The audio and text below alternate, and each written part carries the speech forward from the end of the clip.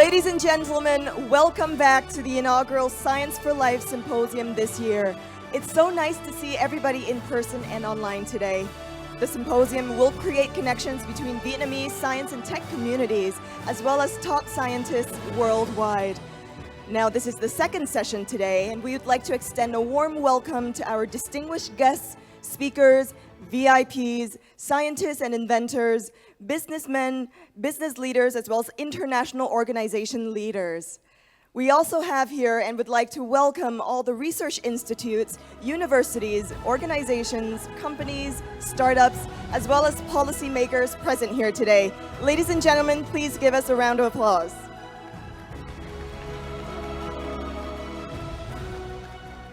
Next up, we'd like to focus your attention onto the screen for the upcoming clip.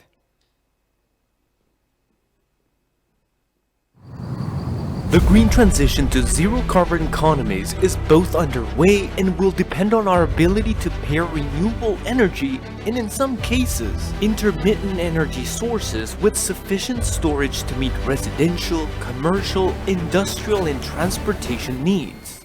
In order to decarbonize the planet, it is necessary to transform the energy landscape, ceasing the production of energy from fossil fuels and instead relying on renewable sources, electrifying all consumption, developing smart grids, and fully adopting current and next-generation technologies involving energy storage systems. This evolution will necessitate a crucial technological change and also entail the development of advanced functional materials.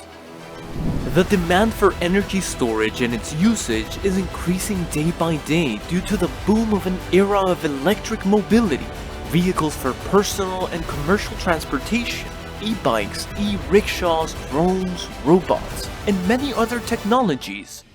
The electrification of transport is also making giant strides towards commercialization, currently driven by advances in lithium-ion battery technology. However, lithium-ion batteries are approaching their energy density limit. Moreover, safety, a key factor for electric vehicles, is always a critical challenge for this type of battery. So, what is the next generation battery technology that will change the future? Coming to the Science for Life Symposium 2022 within the framework of the VinFuture Prize Award Ceremony Week, with a panel on advanced materials for future energy storage. The participants will have the chance to connect with the world-leading experts to discuss about battery materials, green energy transitions, massive electrical energy storage, recycling, future of hydrogen energy, and more. The symposium features guest speakers who are leading scientists and experts in the field of energy conversion and storage materials around the world. Welcome to the Symposium on Advanced Materials for Future Energy Storage.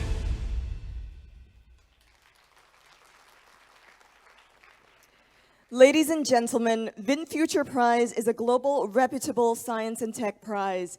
Discussion points at the panel today are critical for global scientific advancements and supporting people's lives.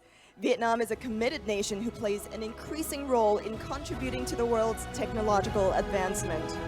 And now we will begin the Advanced Materials for Future Energy Storage discussion. I would like to introduce the panel chair and speakers. The chair for this panel is Professor Sir Richard Henry Friend. Sir, welcome. He is the 2010 laureate of the Millennium Technology Prize in Physics for his work on plastic electronics. He is one of the world's most influential physicists. It is our honor to invite Sir Richard Henry Friend to the stage.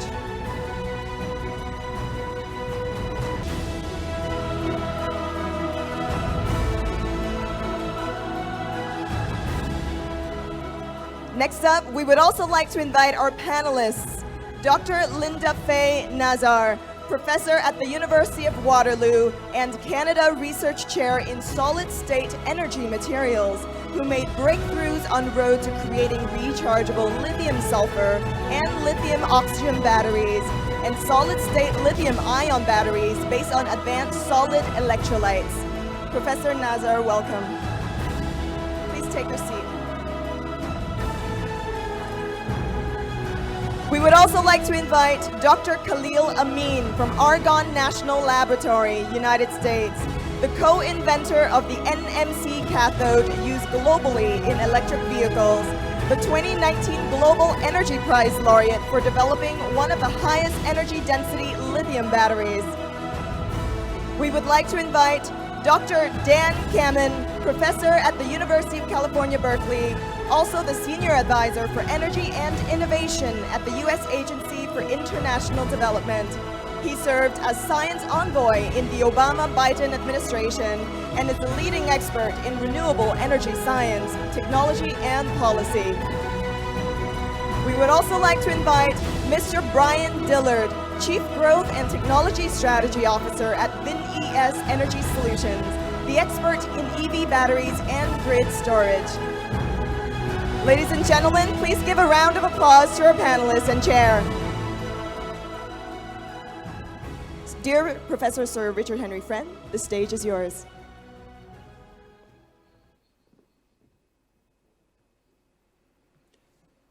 Well, this is a special week of celebrations around the prizes that will be awarded tomorrow evening. But these events are a really important part of the week, and it's really important that we address questions around sustainability and energy sustainability. And now for this session, we focus on energy storage. We heard on Friday that renewable energy, electricity generation is available, it's plentiful, it's cheap. The focus now is on storing energy. We used to store energy in tanks of gasoline or whatever. Now, certainly for transportation, it's batteries. So we've got a wonderful panel who are going to pick up on those key science questions as to how far we've got, how far we can go, but we also need to understand what it takes to get this up to scale, to get there fast enough, to decarbonize transport, but also to move into other very large areas of stationary energy storage. So we have a lot to cover, and I'm not going to stand between you and the speakers who are going to tell you all about it. So let me turn first to Dr. Khalil Amin from the Argonne National Laboratory.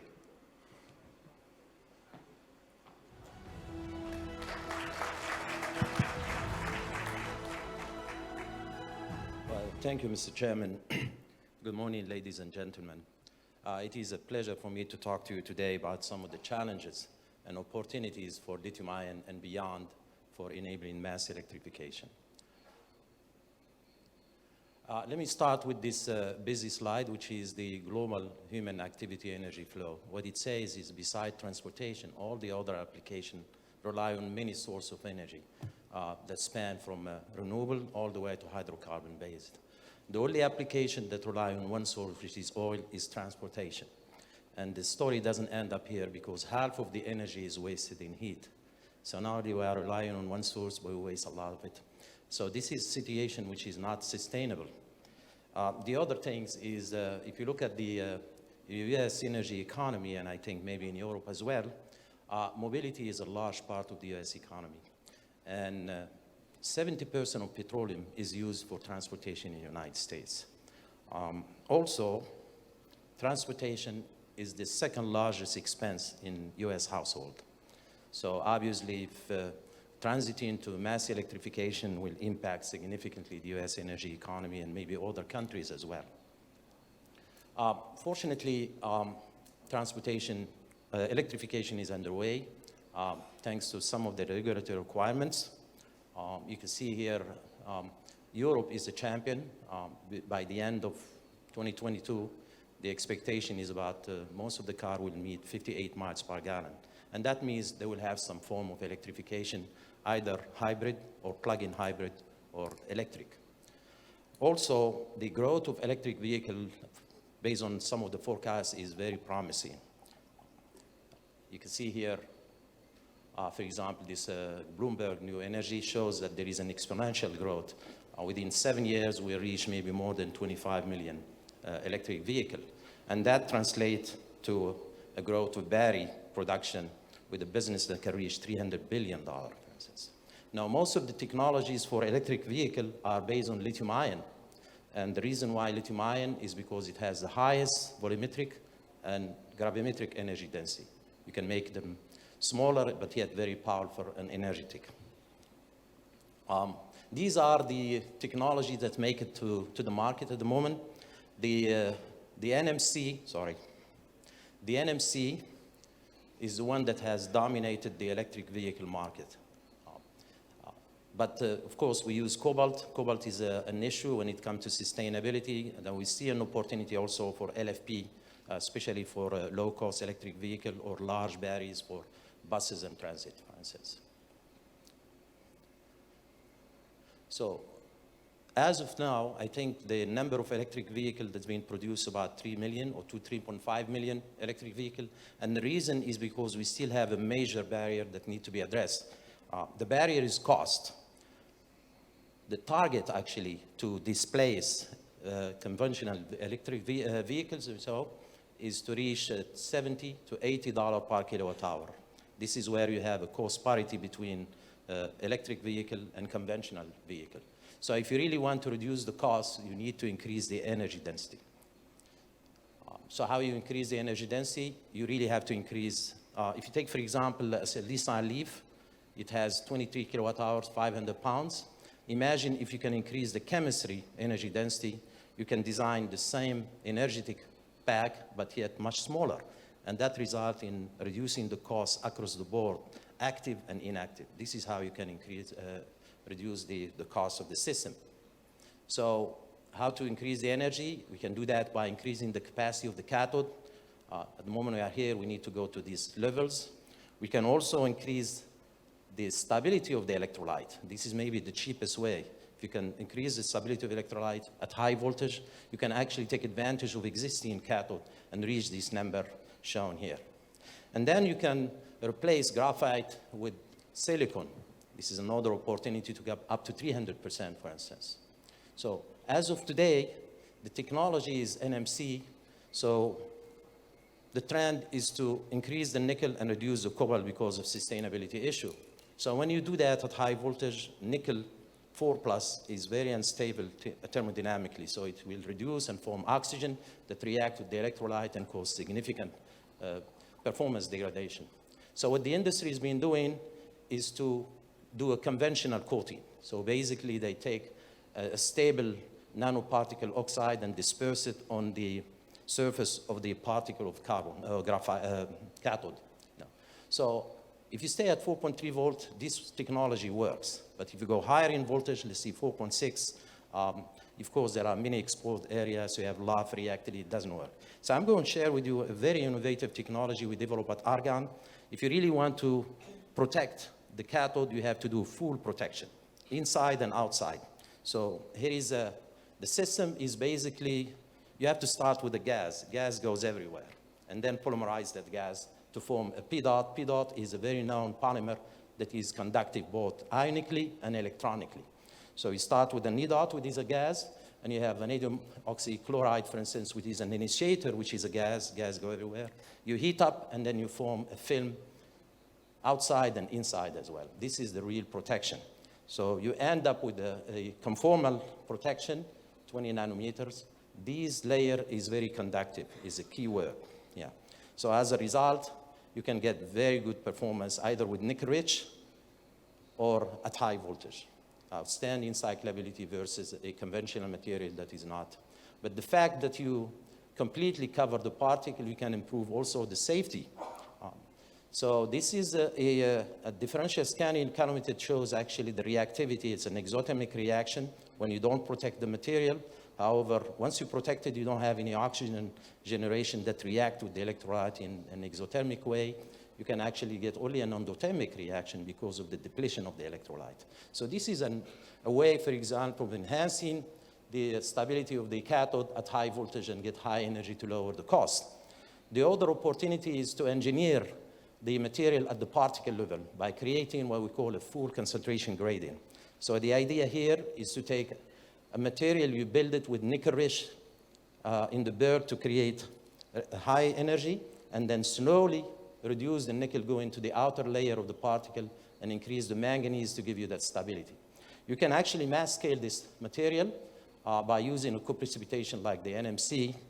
And you can see clearly here when you do a cross-section, you can see the nickel is rich in the center, and the green is the manganese rich to give you that stability at high voltage. So this is an engineering type, and the result is very outstanding. This is applied on the next generation NMC, which is 811, that the industry is trying to implement now. If you compare that with the FCG, you can see clearly that it outperformed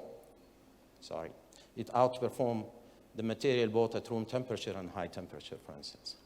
So these are, for example, ideas to enhance the stability. But as you can see, we still have 10% cobalt. Cobalt is a major issue down the road. So if you really want to have sustainable cathode, you have to get rid of cobalt. And this is a material we invented at Argonne. It's a lithium-rich, layered oxide that is mostly manganese-based with limited nickel, only 20%. So this material, when activated, can give you very high capacity, almost close to 300 milliamp per gram. Very attractive. Unfortunately, nature is not always kind. The material, when you cycle it, you have a lot of voltage fade, which means energy loss. So if you address this problem, I think this could be a next transition to replace cobalt-based NMC. So this is on the cathode side. On the anode side, on the electrolyte side, we need to increase, we are basically looking at fluorinated electrolyte. These are very stable at high oxidation. You can see some of them are basically can operate at 7 volt. If you do a floating test, when you cycle the material, it shows better performance at high voltage. And there is a video that I'm not going to share because of time. It's basically non-flammable material. This is important as well when you operate at high voltage. The next things to increase the energy is to shift away from graphite to silicon. Silicon gives you 10 times more energy, but it expands significantly. And as a result, you end up cracking your particle and isolating them. So you really need to figure out a way to incorporate silicon inside carbon. And here is an interesting new idea where you start with the hydrochlorosilane is a gas. Gas goes everywhere. And then you basically treat carbon with the acid to create graphene sheet and then reduce it. So you end up with the particle which are nanophase that once they crack, the sheet will collapse on them and keep conductivity. And as a result, you can get much better performance. I'm not going to touch the sulfur because my colleague Linda will talk about it, but I just want to show you the techno-economic modeling we did at Argonne that shows that the sulfur can meet less than $100 per kilowatt hour. And it's very abundant, it's very cheap. So this is an opportunity to get high energy, low cost, and sustainability, for instance. Now, if I do the same things with the lithium air closed system, you can see we can meet almost $70 per kilowatt hour. That's the technology that will displace the conventional conventional vehicles.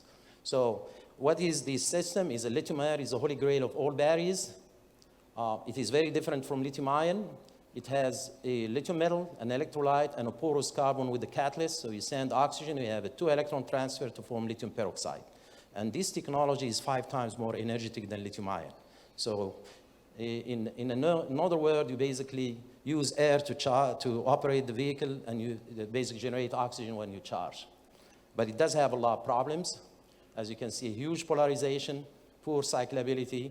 The peroxide that is formed is not dissolving in the electrolyte, so you clog the pores, and if the oxygen moves through, it will cross over and react with lithium to form lithium hydroxide and kill the battery.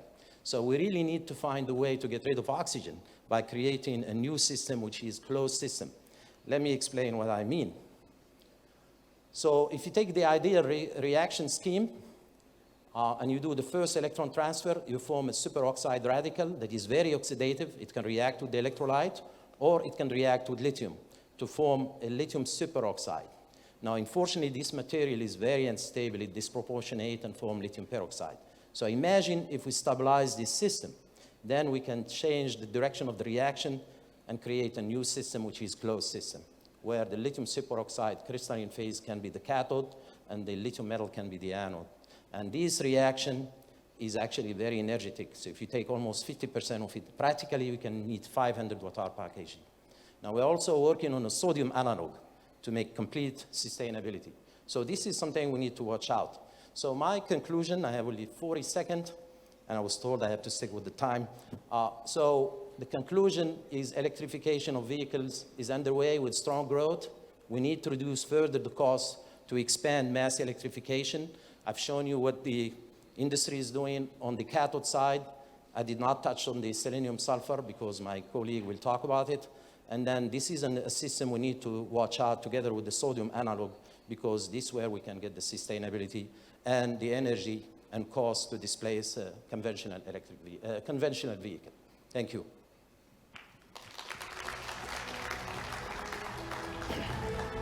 Khalil, thank you very much. It's great to get that excitement about where the science is going to take us. And we're going to hear more from Professor Linda Nazar from the University of Waterloo.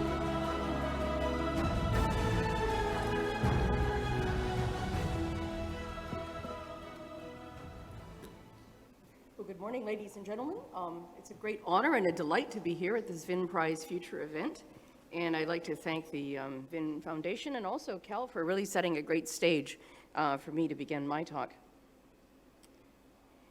So I want to remind you that, it's not really a case of one battery fits all. We need batteries for exploiting renewable energy resources, for powering the world and for powering robots, and obviously for vehicular transport, both aerial and ground transport. And this storage has to be all the way from the watt hour to the megawatt hour level. And so it's really the case that we have different material cost points. So there's diverse energy needs, and as I said, diverse materials. But the underlying process is really the same. We're storing electrons, and we're just using different carriers to balance that charge. So in my group, we've been working on a lot of different technologies over the past couple of decades. And that includes low-cost materials for storage, such as aqueous zinc-ion batteries, lithium and sodium fluorophosphates. And we've also been looking at next-generation technologies, for example, our 4-electron lithium-oxygen cell, and also lithium-sulfur, which I'll get to a little bit later. And more recently, we've been looking at solid-state batteries, which I'll also mention. So as Khalil Amin sort of pointed out, there's different ways that one could look at advancing energy technology. This just shows the 3 components that were developed in the original introduction of the lithium-ion battery, for which the Nobel Prize was awarded in 2019.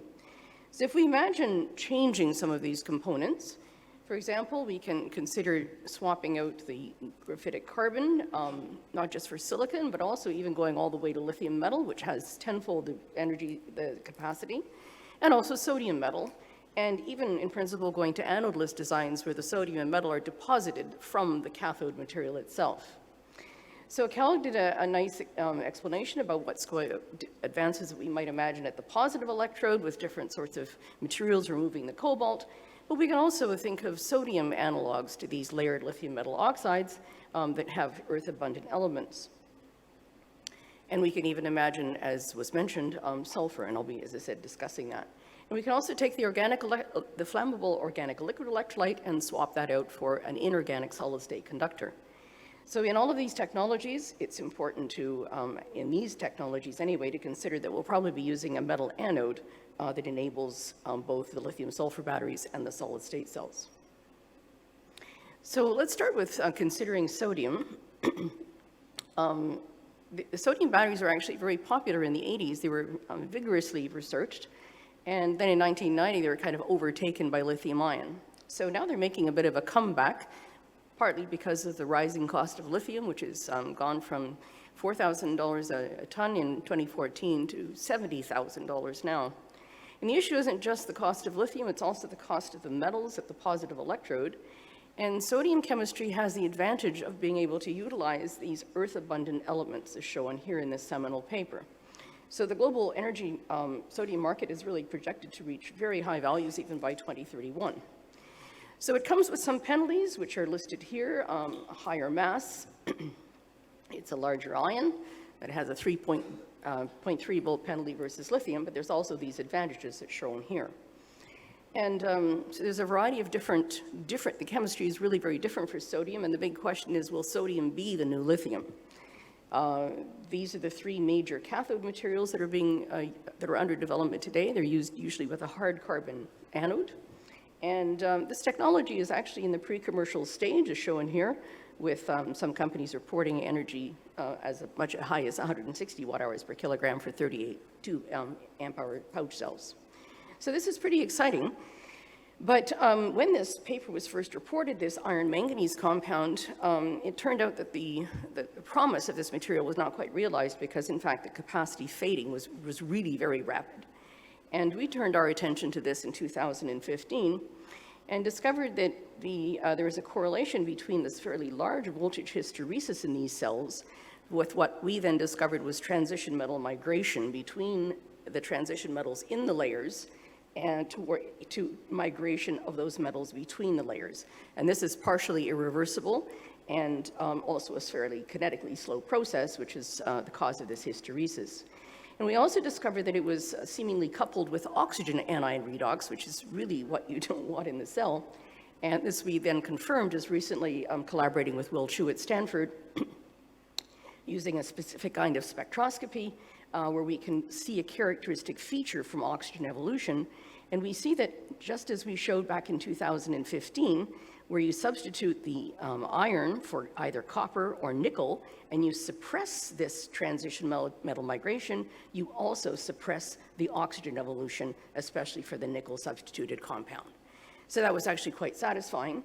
And effectively what that showed us was that you can extend the phase stability of this material in the nickel substituted electrode material, and that increases the energy storage.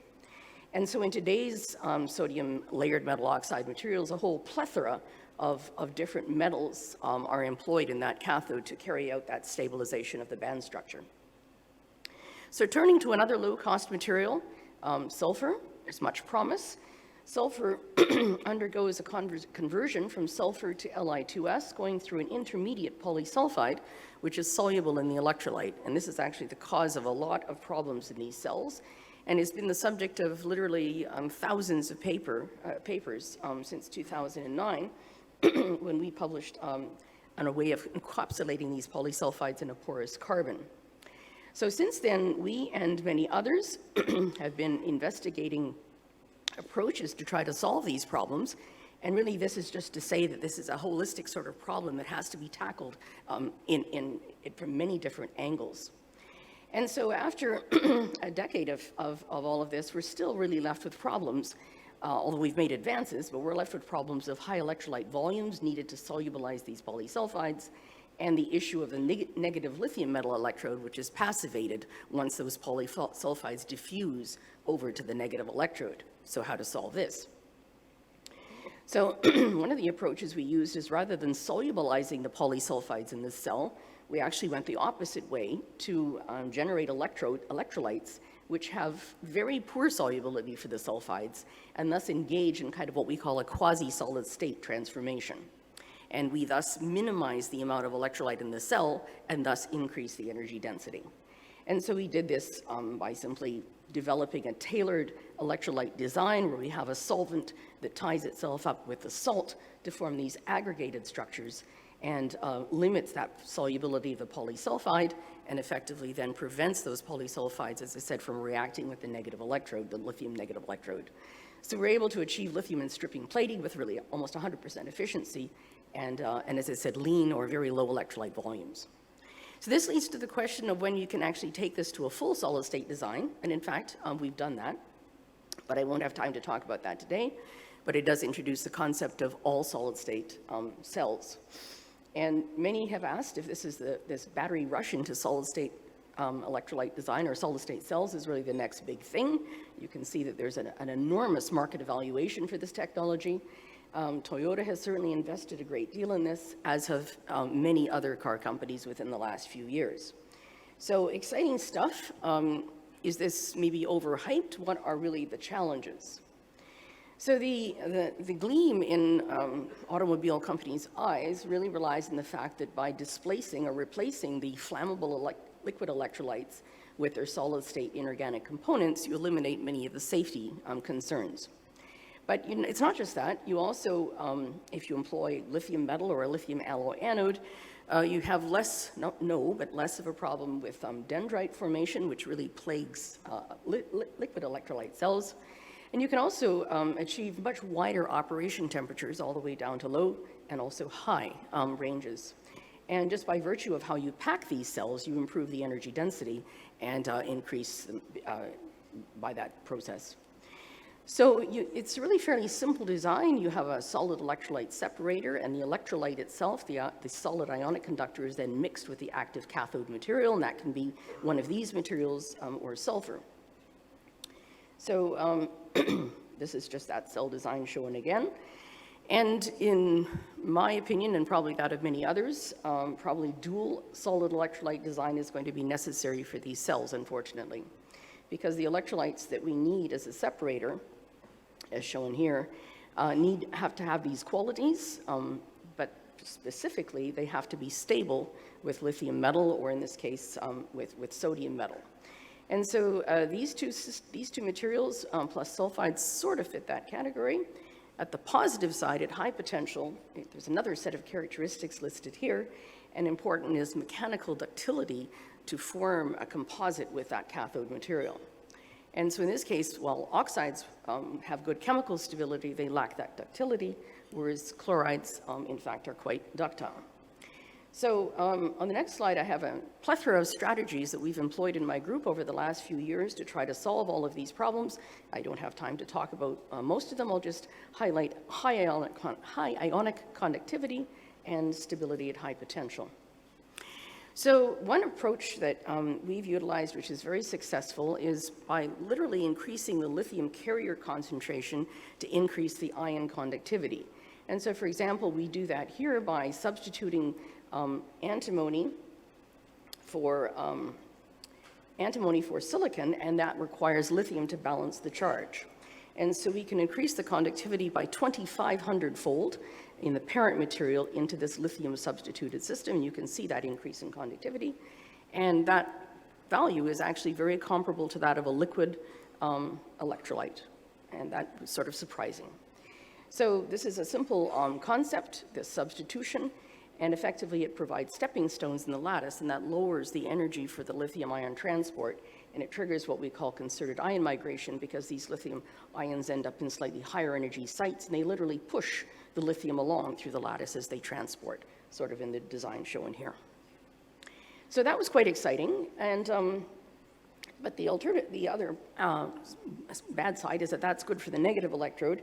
It's not really so good for the positive electrode, simply because sulfides oxidize at a potential of about 2.7 volts. And whereas the cathode materials operate at voltages upwards of 4.3 volts. So clearly the sulfides are going to be oxidized at the potential that you're running your positive electrode.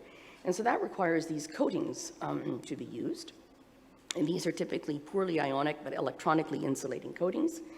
So recently we discovered a new class of electrolytes, which are these metal halides. And they effectively mean that no coating is required because they're stable at these high potentials. And so we were able to get solid-state cells that cycle over 3,000 cycles at room temperature, even up to 3,500. And they also can even go all the way up to 4.8 volts, albeit at slightly lower cycling numbers. So this work, which we published in Nature Energy, is currently being looked at by pre-commercially from some companies. So I'll just leave you then with these thoughts. Some of the things that we've discussed, or I've discussed: sodium-ion, zinc-ion batteries, solid-state sulfur or quasi-solid-state sulfur, and solid-state batteries, and then the concept of whether sodium-ion solid-state batteries might be next on the horizon. So thank you for your attention.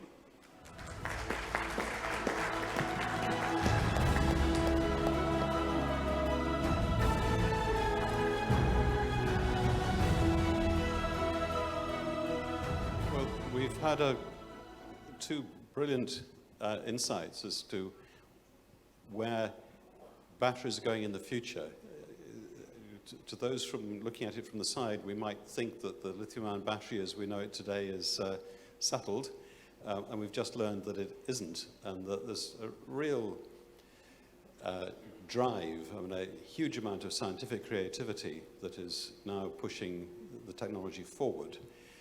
But a great set of scientific papers doesn't cause instantaneous scale-up, and for the next few minutes I would like to ask our panel to explore what the real world needs to do to take advantage of these opportunities. And I'm going to turn first to Dan Cameron to fill us in on that.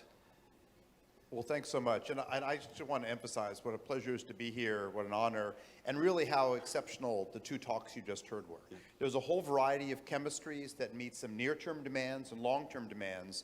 But I think if I were to answer in the shortest possible way your question, it's the industrial community needs to really listen to what these science and these research labs are doing. Because we all know that a great volume of papers and exciting advances isn't going to decarbonize us fast enough unless we get also the demand pull. And the vehicle companies in the world are waking up to this, but we have lots of examples of places in the past where there wasn't enough demand on the market side, and so these exciting advances really languished for far too long. And I think that's really the challenge we're in, because we're way behind schedule on the decarbonization. And you heard from Mark Jacobson from Stanford yesterday that basically there is no place that we can't find enough clean energy to make the transition. Intermittent clean energy requires storage, and it depends on where you are, but perhaps 20 to 35% total capacity in storage relative to how much generation is a rough figure of merit where you've got to go. So we need these range of technologies, and the policies are just starting. There's a few places in Germany and California and Japan where the policies that used to be focused on getting solar into the market, now that solar is so cheap, are now evolving to do solar plus storage. We're seeing, and we'll talk about in a little bit, the opportunity to think about massive amounts of, for example, offshore wind or even space-based solar and the things to do clean energy when the demand is high and hydrogen when the demand is low. And of course, that clean energy could be used directly, or it could be used to run and power up these storage systems. So it's really those areas. So just one quick example. California in 2014, we were asked to write a storage law. So my lab did the calculations, we looked at our grid models, we looked at where we were, and we concluded that it wouldn't stress the utilities very much to demand that 2% of the peak demand in the state would be met by new storage technologies that were not in the market at that time. Here we are in 2022, and we have one individual facility in the state that is equal to that whole demand. Now, there's lots of others, but what that meant is in the course of 8 years, we were able to go from something that seemed like, this might stress the utilities, to a point where individual plants are being built that exceed that total amount. And so there's lots of places we could go, but in terms of the landscape, it's really getting industry to recognize that these storage technologies are available and that innovations are finally coming at a fast rate because we're finally investing, but also to make sure that public policy pushes really aggressively into targets like California saying 1 million electric vehicles, and now the UK exceeding that. Norway getting to 70% of all new car sales being electric vehicles. Things that 10 years ago, industrialists and academics were poo-pooing. And that's really a failure of our imagination, not of the ability to translate kind of this brilliant work into the market. Thanks. I'm going to turn to Brian Dillard to say a bit more in that space, but particularly on transportation. I'll talk a little more focused on transportation, on some of the policies we've seen. My experience is in the US, and more than a decade ago, there was a big policy initiative called ARRA. I think it stood for American Recovery Reinvestment Act. It was mildly successful, but not too successful, because the incentive was around building a bunch of cell gigafactories. I think 6 or 8 or 10 were built. Very few of those are still operational. We didn't really think about where the materials were coming from. That was an afterthought. More recently, there is one in the US called the IRA, Inflation Reduction Act. I think we took lessons learned from a decade ago, And what we see is a real focus on localizing the supply chain. I think there are two aspects. There is bringing supply chain closer to where the battery factories are. Now the materials come from all around the world, from Congo to Australia to Brazil, Bolivia. So that's not a trivial activity, but there's a lot of effort to try to localize supply chain. The second is being able to de-risk. I think today, most of the graphite for batteries comes from China. And I think 99.5% of lithium hydroxide is processed in China. Most of the lithium is not from there. It's mined in Bolivia, Chile, Argentina, Australia.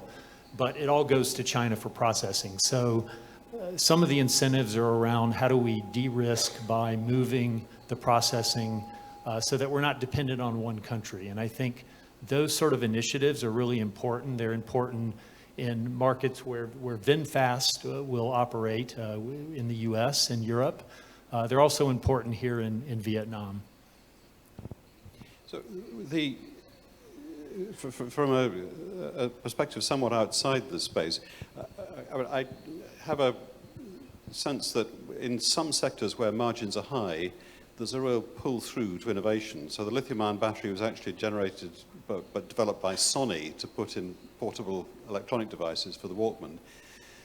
Traditionally, the automobile companies have just waited to be able to get something off the shelf, but there are some kicks from regulatory impositions. But is the incentive structure, the potential margin, is that in place? Have we got what it takes to see things go fast enough?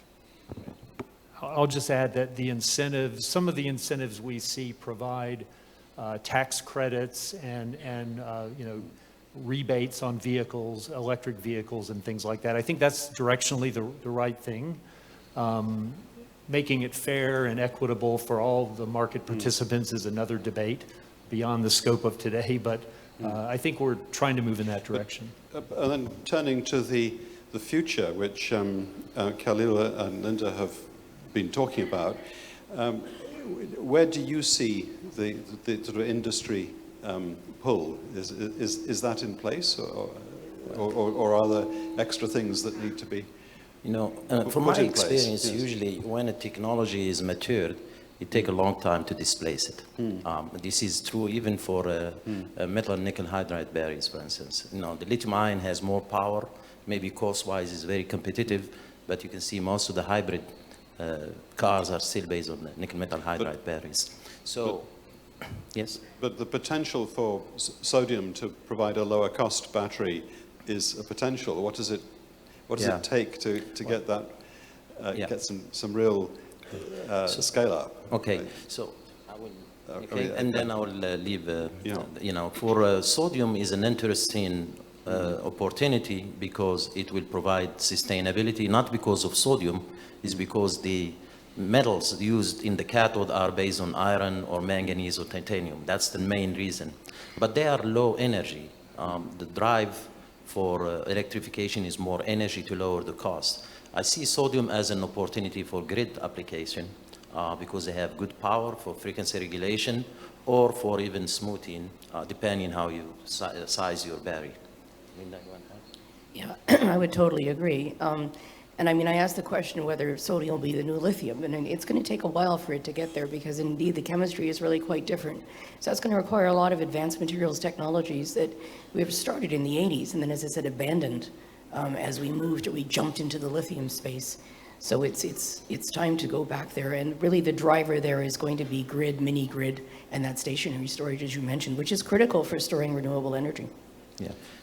Dan, do you want to come in? Or, no? Well, yeah, I just want to pick up on a key point you said, and that is, can we anticipate issues? So, for example, Linda said something really critical that might have gone by quickly, although I'm sure some people caught it, and that was that there are opportunities, even with near-term batteries, to go from lithium ion to lithium phosphate and to get rid of cobalt.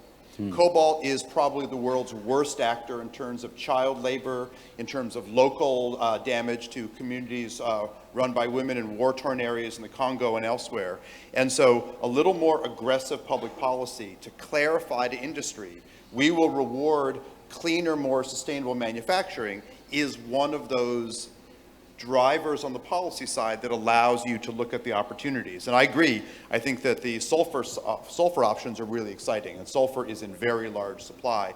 But we also kind of want to highlight the point that Khalil said, and that is that it does take an evolution. And so some of these exciting things that might come next, we have fans in the audience of flow batteries, of gravity storage, of a whole variety of options, that some of them have huge opportunities down the road. But if you don't build the space, and the exciting thing about energy storage to me, and you saw it in the slides, is that it is as diverse chemically as our solar cells are diverse. There's lots of different options, and we have people arguing vociferously for crystalline or thin film or phosphorus or this or that. We need all of those to get enough support so that companies can find those, and that we need to apply that pressure on the sustainability, justice, long-term side, but keeping this really fast process to get them in the market, because we've waited way too long to start this material science over hydrocarbon world. Yeah, I mean, it does seem to me to be so exciting that now we come to look at it, the material science is far richer and shows far more opportunities than we might have expected. It's a very, very positive space. In some ways, that generates its own complications, because it isn't completely clear what the answer is going to be in 10 years' time. I'm going to use that to sort of morph into the second topic we would like to dwell on, and that is sustainability. We've touched already on the problem of cobalt, both the amount there is and also the way it's sourced. But we're storing up or throwing away already a significant number of lithium-ion batteries. What are we going to do? Can we have a sort of virtuous circle where we can recycle? We already do that in some industries. Steel is recycled quite well. Are we getting there fast enough? Yeah, Richard, I think there are two aspects. One is the sustainability and the need to avoid all these billions of lithium-ion batteries going into a landfill. But the other is really related to economics and supply chain. Today, we have an imbalance of demand and supply. The demand exceeds the supply. And folks are worried about, is there enough lithium and nickel and, the problems with cobalt mining. The truth is there's plenty of material. The issue is not the amount of material. The issue is how long it takes to get it mined and processed and into batteries. So in the medium to short term, or medium to long term, recycling is a way that we will mitigate some of that, the volatility of pricing and the shortage of materials. The interesting thing is between now and 2030, I think over 50% of the recycled materials is going to come from scrap from all these gigafactories that are being built. And then after 2030, we'll start to see end-of-life batteries, and they'll generate new materials. So recycling is really critical.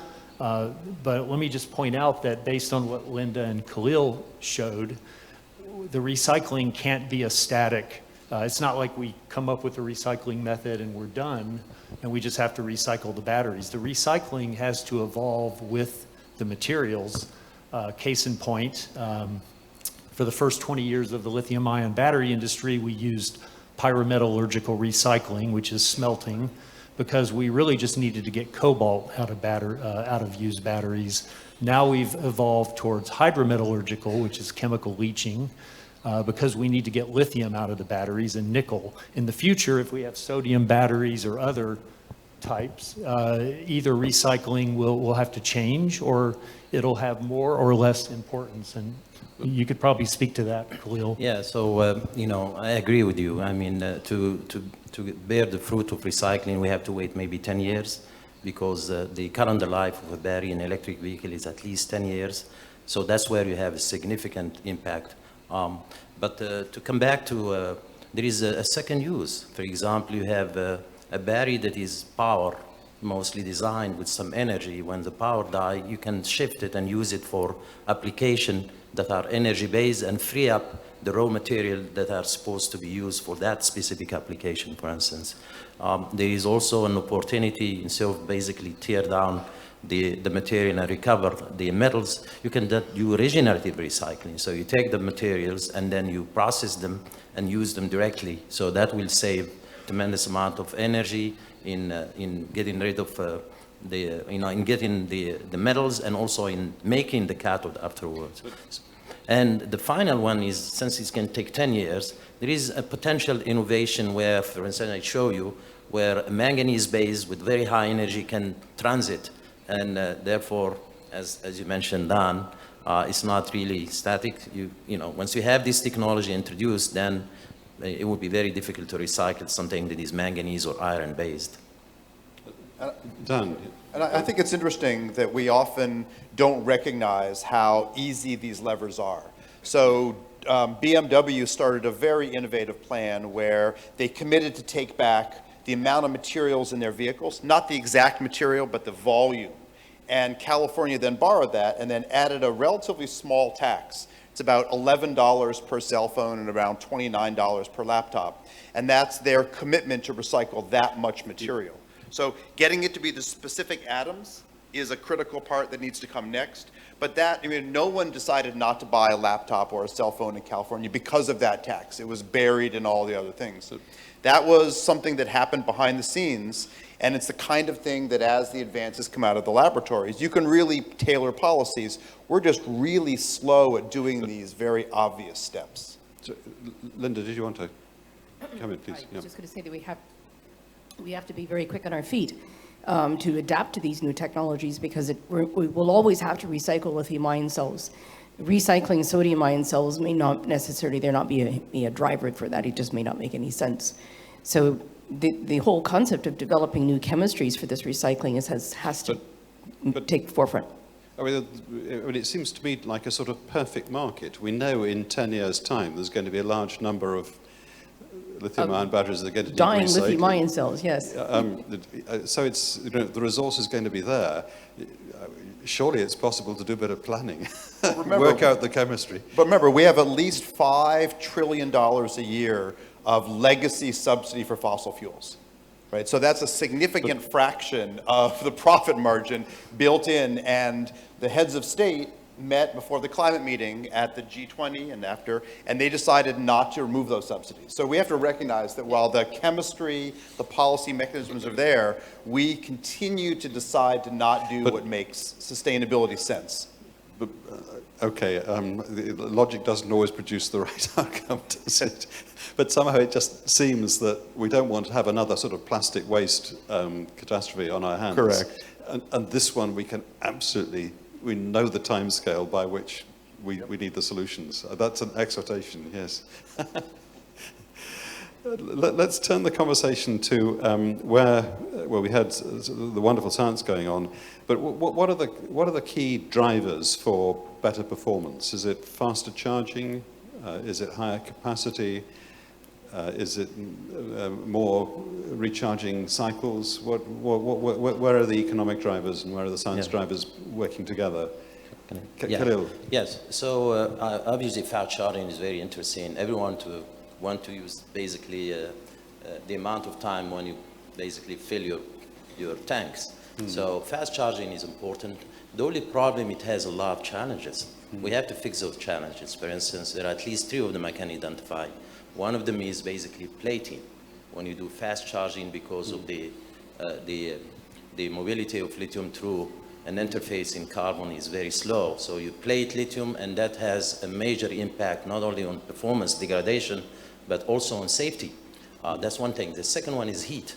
You know, heat, when you have a cathode that is charged, and when you fast charge, you basically create reactivity at the interface that can basically kill your power by increasing the impedance. And then you have another one, which is cracking, particle cracking of cathodes, because when you do a fast charge, you have a gradient, so some composition within a particle is different from others, and then you have basically a strain, because you have different volume change that could lead to cracking. So we really need to address those first before we can talk about fast charging. And there are opportunities where you can find electrolyte that has very high mobility of lithium. or additives that form passivation film where lithium can move very fast to prevent plating, which I think one of the biggest challenges. And then finding materials that have very zero strain, for instance, where they don't change volume. So, or figuring out a way, a protocol where you can fast charge faster to a certain state of charge and then slow down to minimize the heat. So we are a little bit sort of rate limited by the need to sort out some of these fundamental electrochemical challenges. Linda? I was just going to say that, Zanette, you asked about better battery performance. You know, there's sort of two different ways of looking at this. High energy density batteries, more higher nickel content, things that'll take us, 600 miles, 1,000 miles on a single charge.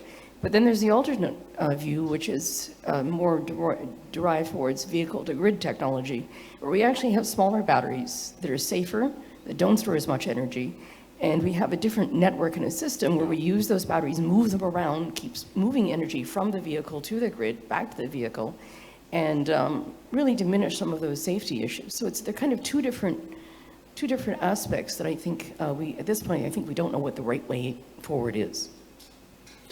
Thank you. I'm going to grab a few minutes to turn to what I think is part of battery technology, and that's hydrogen. I hope that isn't way off subject, but making hydrogen by water electrolysis is like charging a battery.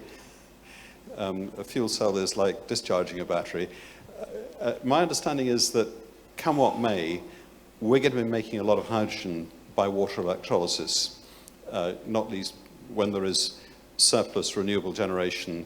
It's one of the attractive options. But water electrolysis is in its infancy, I think. Dan, you have a I guess I would insight onto that. Yeah, so certainly there's a lot of different thinking, but certainly the current thinking is for heavier duty applications, for trains, for shipping, for some industrial processes, that there's a real big opportunity for hydrogen. And when green energy was expensive, then it looked like that was far off, because the learning curve or the cost decline curve for electrolysis is coming down. It's actually coming down very predictably, just like we've seen for solar and batteries.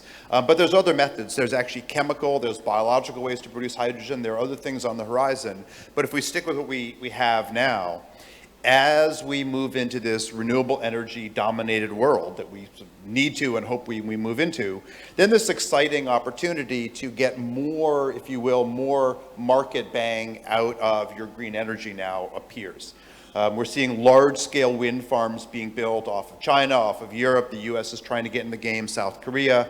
And just to put it in context, the biggest individual offshore wind farm right now, it's about 1,000 megawatts. There's a little bigger ones, but on that scale, China just announced a single offshore wind farm, 44,000 megawatts. So the scale up is massive. When the demand for electricity is high, you can make green hydrogen.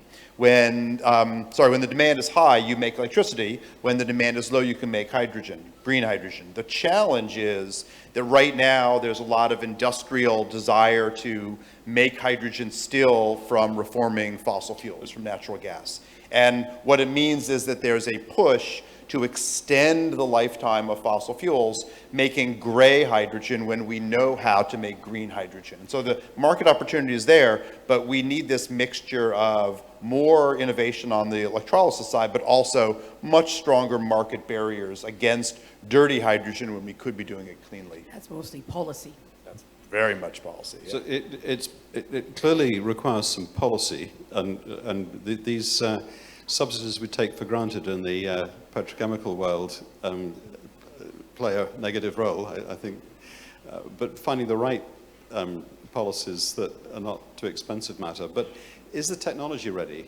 Could we scale up electrolysis and match this 44 gigawatt Chinese offshore wind farm? I think we should get the whole panelist view, but electrolysis it's a brute force way to get your hydrogen. Yeah. It's a crude way to do it, but like I said, the learning curve is coming down very predictably, and actually right now, as you mentioned the IRA before, the current subsidy to produce hydrogen under the IRA in some applications is actually equal to or even higher than the production cost. So it may sound like a distortion, but it's probably a good distortion if we use it to get more of these green chemistries involved, make hydrogen with electrolysis, but then also diversify. I mean, termites, for example, make hydrogen. We could be replicating what goes on in their gut and make hydrogen through a biological process, low density. But you think about, your refuse you put out in your container, your little green bin. You could be making local hydrogen or aggregated hydrogen in ways that would, again, build the industry even beyond what electrolysis. But electrolysis can get us there. Yeah, I just want Kind to of, add, yes, yeah. actually, most of the areas where there is potential renewable expansion is in the warm area or windy area. And in those areas, water is more important for drinking and irrigation than producing hydrogen. So it is really important to think about electrolysis of salty water or seawater, then basically do desalination and then split the water to There was hydrogen. an interesting paper that came out in Nature last week on water electrolysis of saline water. So there is. I always look for the science innovation because that's what I try and do. It's very challenging, obviously, but- because you have a lot of there that can yeah, poison the catalyst. Sure. Yeah. Okay. Well, we've sort of surveyed both these fantastic science opportunities, and which I think are just so unexpected, but also perhaps rather more soberly appreciate that the market pickup is not guaranteed. It requires a number of interventions, and it's working in some ways, but there's a long way to go. I think we are at the stage where we should move to some questions from the audience. Yes, Professor. And our audiences will proceed to the Q&A shortly, but before that, let's turn to the screen to watch this short clip. Being at the forefront of materials research will allow every country to compete in global energy markets, and in some cases, to collaborate, enabling us to prosper economically while addressing the world energy security. Energy storage has a central place in future energy markets as it will enable mass electrification of vehicles and storage of renewable energy. To make energy storage systems more energetic and sustainable, scientists from academia and industry are working hard to develop advanced materials that are dense, abundant, and offer high energy and excellent abuse tolerance to ensure sustainable supplies of materials for low-cost advanced lithium-ion batteries. The solid-state battery is a promising solution for the future high-energy, long cycle life, and safe batteries that can meet $70 per kilowatt-hour, leading to cost parity between conventional and electric vehicles. The technology still has some challenges that need to be addressed before commercialization. Sodium-ion batteries could be another system that can address the sustainability issue, as it offers low cost and abundant materials where the supply chain is not an issue. The development of a sodium-ion battery that can compete with lithium-ion is progressing fast and is exciting. The sustainable future of energy storage also rests on the development of low-cost recycling technologies. The recycling is not mature enough today, but its potential is tremendous. Research and development on advanced materials for energy storage will enable green energy use, which could be our legacy to future generations.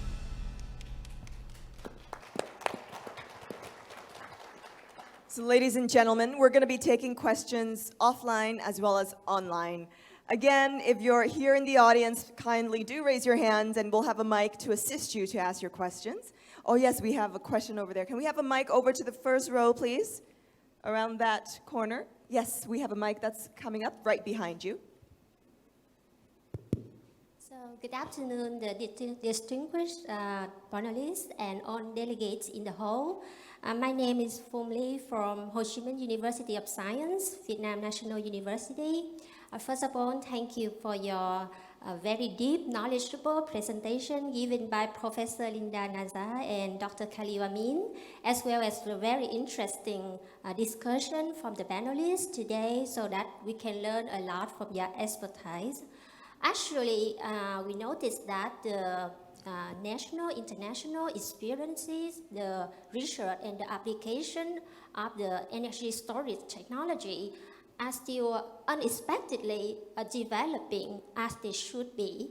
So I'd like to ask you from how could we do from the viewpoint of the scientist, researcher, or the scientific expert to extract the government interest or investment to get more involved, the university institution in developing the research in the field of energy storage?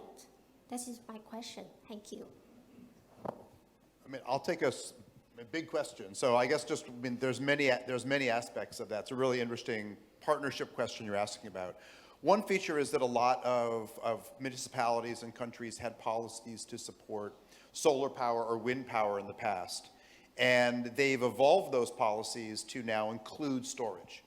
So it is now cheaper to build a new renewable energy power plant in most parts of the world than to simply operate an existing plant. Now, there are subsidies and political connections that complicate that story, but places that have recognized how low cost renewables can be recognize that the added cost of adding storage is not that much. It's often in the order of 1 cent, a little more than that per kilowatt hour.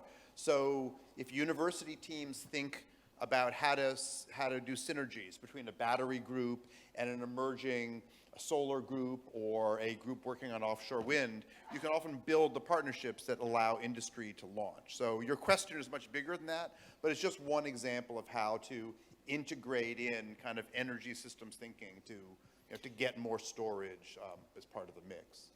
Can I add to that? Yeah, it's an interesting question. You know, for developed countries, there is already, as far as electric vehicle, there is already a business. The companies, the OEM are already involved significantly in investment. And I think the RA is an example to make sure that we don't have one monopoly, if you want.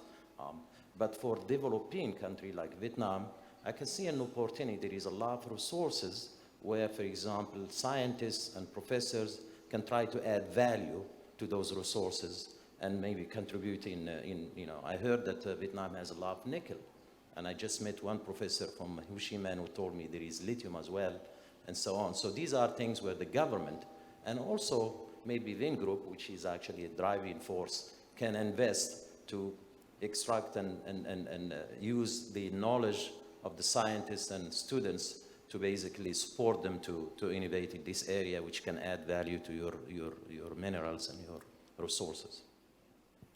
If I could just add one comment. We've talked mostly about transportation today, but I think you're interested also in energy storage for the grid, and we've touched on it. But in terms of policies, this is less about government than utilities, but I've seen a big impact when utilities create opportunities for markets to form. The FERC in the United States, Federal Energy Reserve Commission, I think, they have created a number of rules that have allowed energy markets to be created so that developers can install energy storage and get paid to do frequency regulation or other support.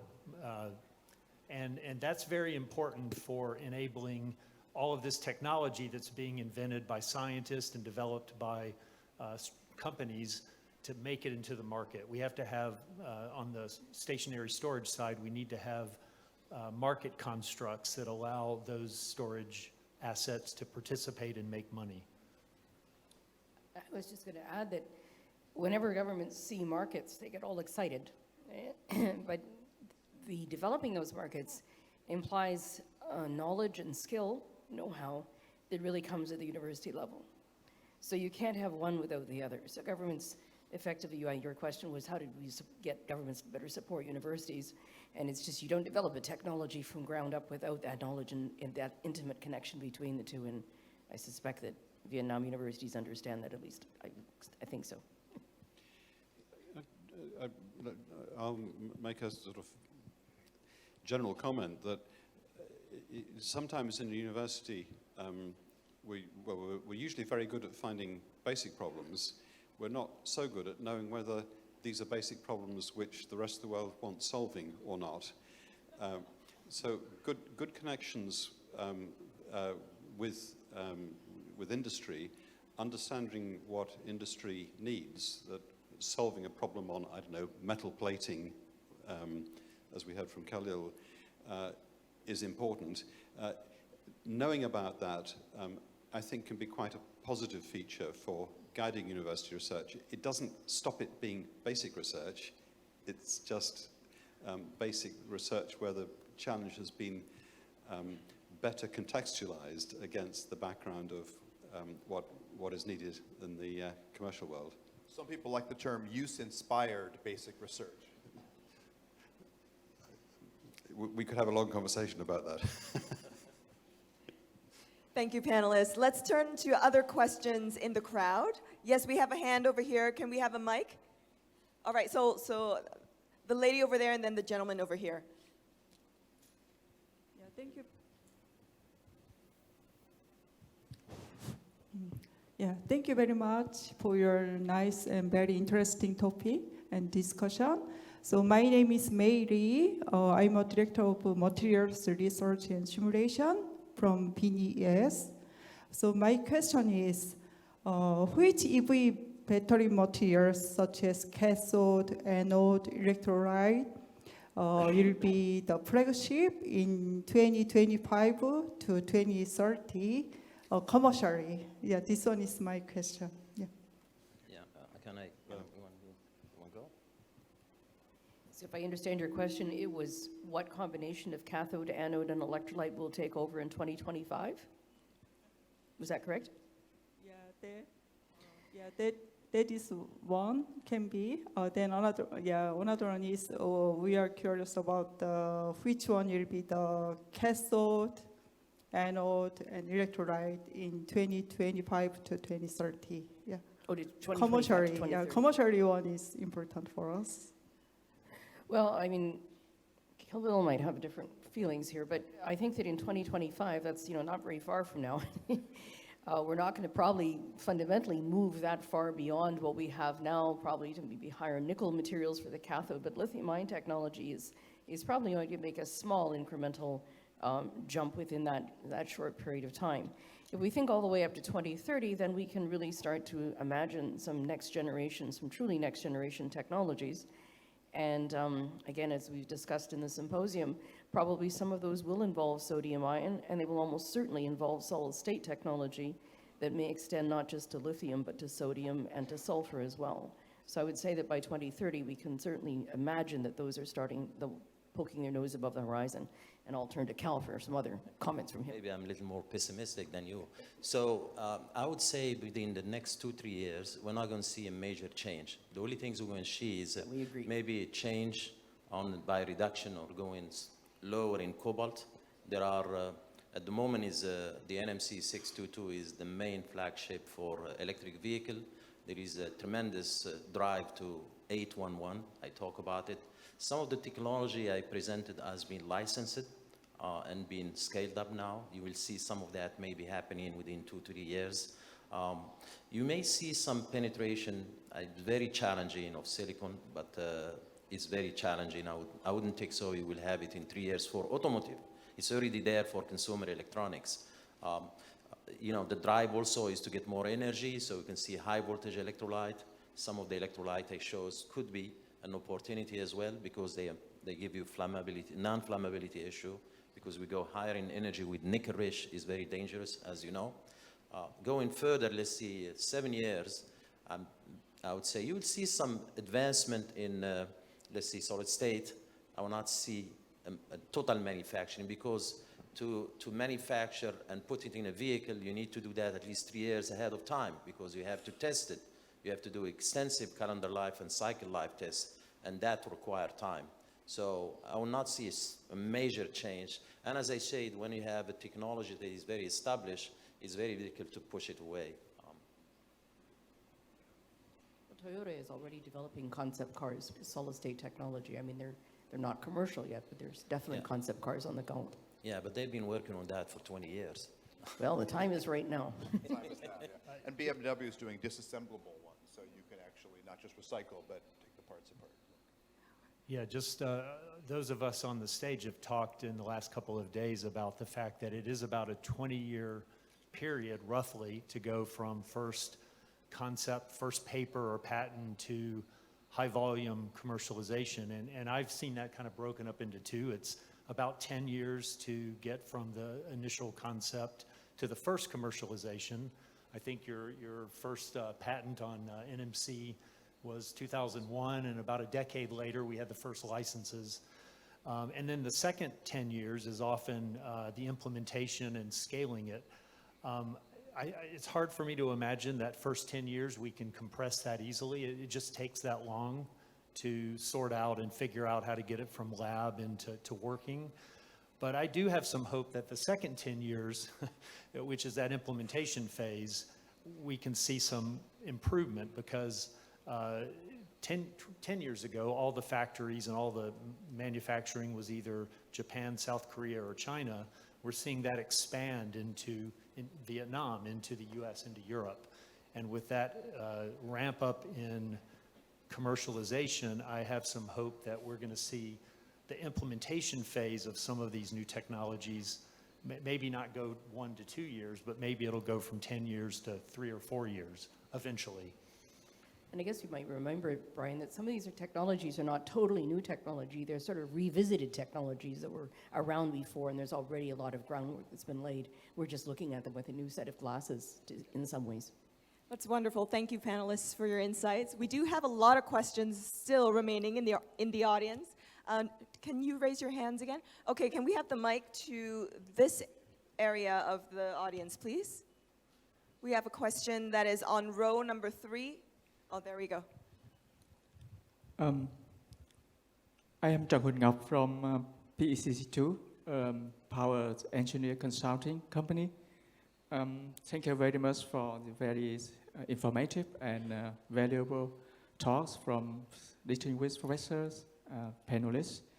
So, based on the information from Wood Mackenzie in 2021, the grid scale applications in Europe, China, and America account for around 44%, 87%, and 79% respectively energy of the total energy for all applications in each region.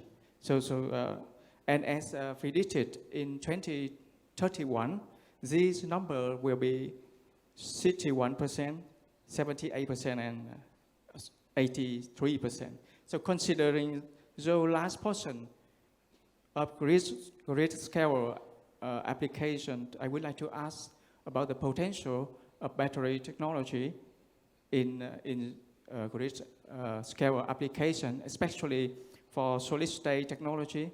So how the possibility of the solid-state technology will be dominant in grid scale application in the next 5 or 10 years? That's the first question. The second question is about the redox flow battery. So we noticed it because it's very flexible for customizing, upgrading, and adopting versus the application scope. So could we believe in a very bright future for that kind of technology for grid scale application? Thank you very much. Thank you for your question. So on grid scale, Linda, maybe that's somewhere. I was going to answer in the solid state scale up. Okay. Do that, please. We can all answer all of those. Yeah. Oh, I think it's a good question, and it's a really important one. So, solid state technology is, I think by 2030 we're going to be seeing some encroachment of this. As I said, we're seeing it now. But the scale up of the solid state electrolytes, it's not so much the cathode, of course, those are well established, but the solid state electrolytes are definitely a problem, especially with sulfides, which is the solid electrolyte of choice, I believe, for Toyota at present and companies such as Solid Power. And the issue there is actually finding low-cost sources of, believe it or not, lithium sulfide. And there's ways to address that by, instead of taking hydrodesulfurization processes, for example, from the toils and the oil sands that produce mountains of sulfur, you can convert that hydrodesulfurization process to forming mountains of lithium sulfide, which is the precursor for a lot of these electrolytes. So there's ways around that technology. We don't know what some of these new electrolytes might be. They might not be sulfides, they may be halides, they could be sometimes solid polymers, which are quite scalable. But I think until we know what the right technologies are, it's a little hard to necessarily address that scale up. But the solutions are not necessarily complex. In the case of sulfides, it's actually, I see, fairly simple. So I'll let someone else answer about grid. Yeah, let me just give my opinion is I don't think that solid state battery will be primarily targeted for grid. If we get to high volume and low cost and it's on every electric vehicle, then maybe that changes the answer. But really what we've seen on grid in the last 5 years has been actually a transition from mainly nickel-based batteries towards LFP, which is lower energy density, but a little bit lower cost. And I do see redox flow batteries and other long duration technologies having a place in the future in grid storage. I worked for a flow battery company for a year. We couldn't get it to work and we ran out of money. So there are a lot of challenges with some of these new technologies, but I do see opportunities for new materials, low-cost technologies for the grid. Probably not solid state, at least at first, but there will be many others. Yeah, I agree with you. I can just add there will be not just one chemistry. It's depend on the application. If it's power related, like frequency regulation, you will see maybe LFP with carbon, because not only cost, durability is very important. You want that battery to last for a long time. So therefore, for this type of application where power is important, you will see low energy, high power system. For smoothing, you will see very likely an NMC based technology that can stay for the next 5 years. I don't see, for instance, solid state happening in that. And I agree with Dan, if it happens, it will be in promoting electrification of vehicles. And I think that your comment on flow batteries is interesting, because flow batteries, it's a weak sulfuric acid solution in them, and so it's a relatively low power density, but they're easily scalable, and they have potentially millions of cycles without the hysteresis problems that Linda highlighted. I physically installed some. The chemistry is a little challenging. Maybe I'm a physicist, not a chemist, so maybe it's hard for me, but easier for you. But I think that one of the options that's really a challenge here for these is that storage isn't one flavor. The short duration storage you get from lithium-ion batteries today is one thing, but as we think about doing larger scale conversion to clean energy, we're going to need storage that lasts not 2, 4, 6 hours, but 10 hours, 2 weeks, etc. And lithium, and flow batteries, but also mechanical storage, moving rock or things uphill, are interesting opportunities there. These are all areas, though, where unless the regulators really help the industry to value those markets, they'll move much too slowly, because we're all obsessed, for good reason, with how our cell phones and our laptops work. We're not as obsessed with what is the benefit to society, whether it's a carbon price or a social cost of carbon or something else, to get these other technologies deployed. And flow batteries have been known for a while, but they've made relatively slow progress. Hopefully that'll speed up, but we need this policy push to get them more into the market. Thank you, panelists. We do have a couple of questions. For the sake of time, maybe we'll get a couple of questions in the audience all at once, and then we'll get a question online, and then we'll address them all together. So I see one hand over here, and then 2 hands over here. So let's get all these 3 questions asked all at once. Can we have the mic to the gentleman at the back here? Okay, so the gentleman over there first. We'll get to you, don't worry. Okay, thank you. I have a very small question. So I'm Nguyễn Trần. I'm from University of Science, Vietnam National University, Hanoi. So my question is about a new thing, fusion energy. So you know that recently we have gained higher than one energy generations from fusion technology. So do you think that it is feasible in near future so that you have long-term stability of generation of electricity? And do we have any threat for the futures of energy storage? Because you can see use this instantaneously, since it is abundant. This is a kind of futuristic question. Well, thank you.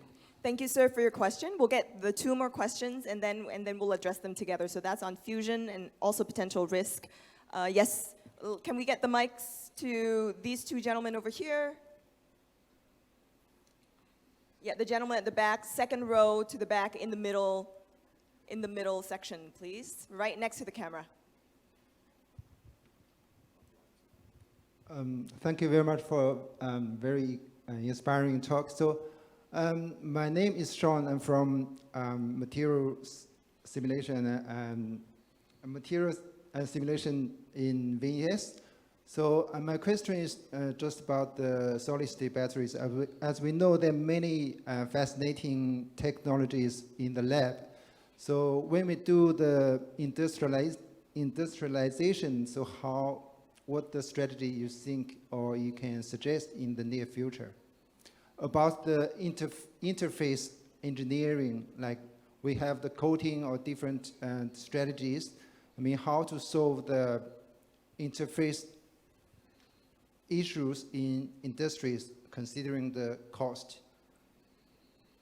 Thank you for your question. So another very practical question. Can we also get the mic to the second row all the way in the middle section, please?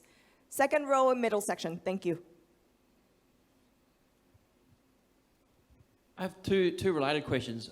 One from a university perspective. How much work is ongoing in terms of looking to reduce the intensity of materials in batteries and solutions? You know, quite simply, mines are getting harder to develop. At the moment, majority of material will come from mines, and quite simply, if you look at the forward curves, there's not enough material to meet all of the changeover in a short time frame for renewables. Second question, related slightly, is from Professor Friend's part of the world. What's the view of the panel on niobium tungstate bronzes as a replacement for graphite anodes? Recent technology that's been patented out of University of Cambridge. Thank you for your questions. Panelists? Should we demolish fusion to start with?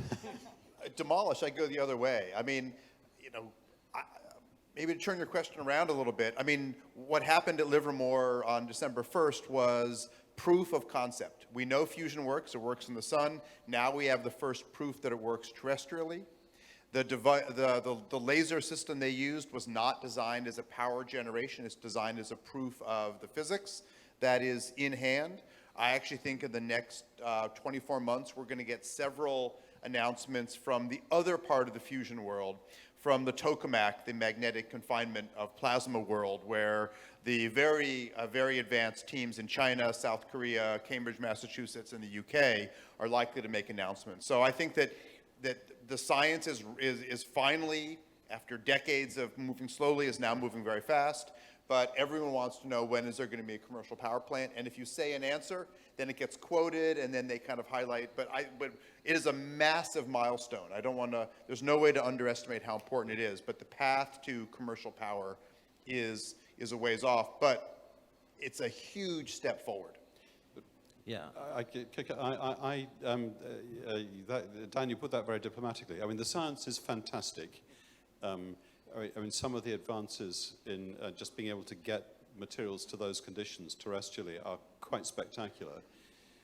But getting fusion for a short period of time that generates net energy is a very long way from having cheap, affordable power. We don't know what to do with the very fast neutrons that come out of the fusion reaction. We need a supply of tritium. It's not hydrogen. We need tritium, which currently comes from fission reactors with neutron capture in lithium. So there's a whole set of issues that the current breakthroughs have not been addressing. They've never claimed to address them. But it looks as though we're decades away from solving the next problem down the line. So it's a wonderful scientific achievement, but I wouldn't map it in as a contribution to net zero by 2050. No argument. Maybe just a super quick answer on the materials question over here. And that is, there are other routes. So for example, in the last 3 years, there have been major announcements that it now appears cheaper to extract lithium and cobalt directly from seawater than to mine it anywhere. And we have not started that process, but that's 2 of the elements, there's lots more. But there are some really exciting pathways that have received very scant attention, but the first papers are out. Yeah, I can take on the interfacial issues of solid state and also the processing.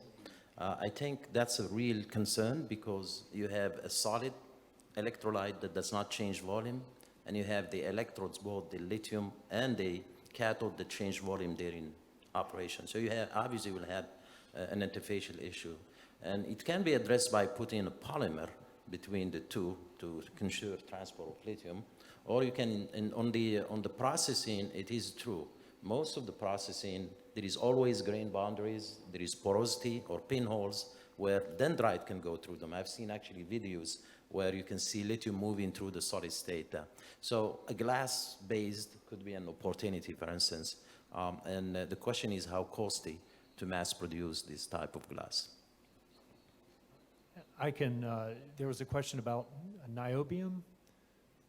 And I don't have a view on the particular one coming out of Cambridge, but I can say that one of the companies that VinES has worked with developed using that material early on for fast charging.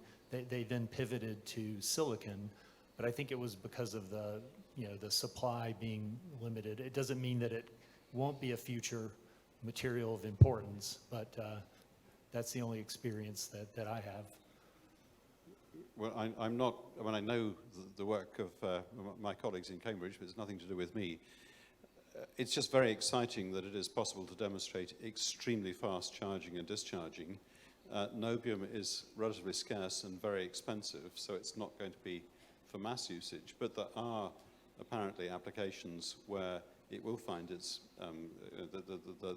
the market will bear the price. And for me, I think it just exemplifies that the whole battery space is much more diverse, both in terms of the chemistries that might be deployed and of the usage, the applications, than we might naively have presumed. And it's just going to be a very creative space in the next few decades.